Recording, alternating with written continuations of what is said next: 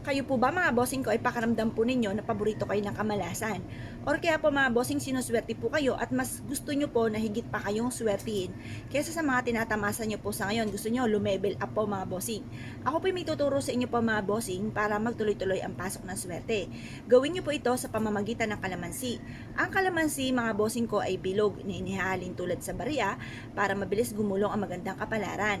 At ito po mga bossing ko ay kulay green, green is for money at for kalusugan. Swerte po ito mga bossing. Kumuha kayo ng 3 kalamansi at pagkatapos humarap po kayo sa may silangan. Gawin niyo po ito na 6:30 or kaya po ay alas 7. At pagkatapos mag-wish ka. Mula sa inyo pong puso temtim na panalangin. Magkaroon ako ng lahat ng mga bagay na aking pinapangarap. Or kaya po ay magkaroon ako ng negosyo na dito na ako yayaman. Magkaroon ako ng halimbawa po mga bossing, wala kayong bahay. Magkaroon ako ng sarili kong bahay. Pero syempre, ito po yung mga wishes lamang kaya lulubos-lubos